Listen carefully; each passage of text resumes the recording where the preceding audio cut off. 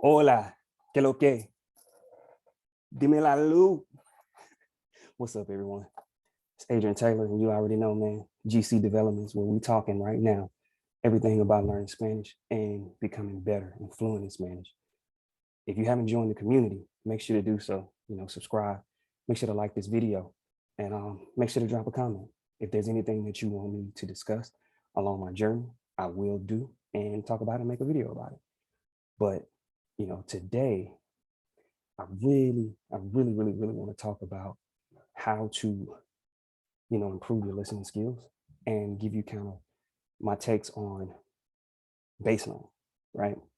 So I've talked about it in the past of me using Baselang, but you know, Baselang has really helped me personally um, as far as my conversational skills. So that's the only thing that I use Baselang for. It's conversation. And so I'm gonna give you a couple tips on probably the best way to use Baselang to get the most out of it. One thing that I always do, especially at this stage, is only pick instructors that only speak Spanish. I don't pick instructors that speak English because my experience, what I've learned is, you know, it's easy for them to just kind of switch to English and then start explaining things in English if I was to mess up instead of explaining it in Spanish, so that way I can get it, but in the language that I'm targeting and learning. So I don't have instructors that know English. Period. If they know English, I typically don't choose them, especially for conversation. But once again, that's just been my experience.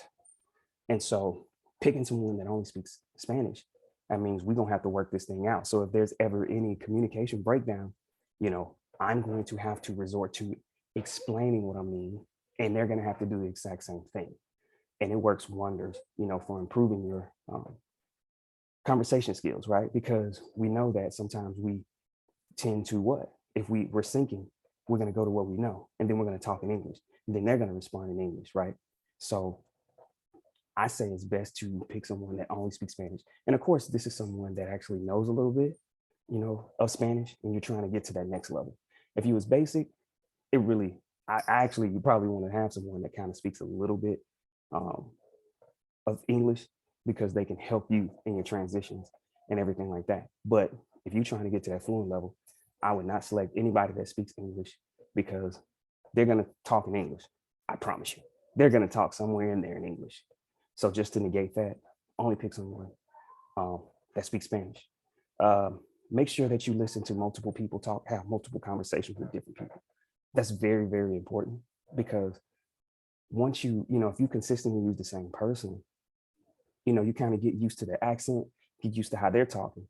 And you kind of, after a while, you kind of understand, their vocabulary where, with someone different, their vocabulary may be a little different and you may have to pick up some different things from them. Not to say you cut off the person that you feel the most comfortable with because they're great, because they're going to help you tremendously, but you want to make sure to mix it up so that way you can have conversations, with different people so you can hear different dialects, that they use from through different person. Because you think about it, even if you're Puerto Rican, everyone don't speak the same, right? You're Dominican, everyone don't speak the same. So switching it up with different people tend to use different words from time to time. So it just kind of helps you, grow.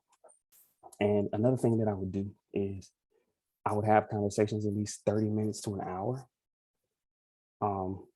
Just because sometimes the first 10 minutes, right? Typically the first 10-15 minutes is typically introductions and just little nuances. Oh, how have you been today? What did you do? Or how were you yesterday? Especially if it's someone that you consistently talk to. You're probably going to spend that time with conversation that is easy for you, that you use day to day, and the first 10 to 15 minutes before you actually may get into a topic. And what's a great thing about that is that you could submit topics ahead of time that you want to talk about. And so, hey, if you want to talk about politics or different situations, whatever, right? Whatever the case may be, you can submit that topic to the instructor ahead of time. And then that's something that y'all can talk about or spend time talking about. Or if you have some phrases or things that you want them to kind of help you out and show you, you can send those things to them ahead of time, which is, a great thing. All in all, like, I use Baselang. I like it, personally, but just like with anything else, you have to be the driving force, and you have to have the plan that you want to see through. I hear italki is very well as well, but I haven't really used it. I'm kind of comfortable with Baselang, and I know people use Baselang. I mean, italki for the same things that I'm talking about with Baselang. So, yeah, man, it's awesome to me, and I use it, and that's what I utilize it for. So, as far as like learning Spanish and studying, I don't use it for that personally, because I just don't see any benefit of it. You know what I'm saying? I'm at the point now where I tend to learn Spanish a little bit more organically, you know, by reading. You know, I pick up new vocabulary words. By watching TV, I pick up new vocabulary words. And I just like to really increase my input and my conversation skills so that way I continue to get better.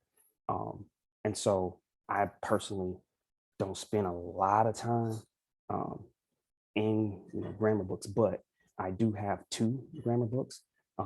In my next video, I'll show you those and how I utilize, or study them from time to time. I don't study grammar every day. I'm gonna tell you that right now. I may look at it, once or twice a week on the weekend. That's really it. My whole goal, like I said, is to get extremely conversational, to get to that point of fluency in conversation. And I feel like there are different levels of fluency, and you can be fluent in different things. Consistent with the language that you're learning without being, fluent in something else, right? Once again, later video, we could talk about that as well too. But man, make sure to drop me a comment. Uh, Make sure to share, because we're a community. If there's anything that you have experienced, let me know, and I can talk about it. If there's anything that you want me to talk about, for sure, I'll talk about it. All right, man. Y'all have a good day, and I hope y'all learning that language, baby. Let's get it. We at the end of the first quarter, baby. We at the end of the first quarter. All right, peace.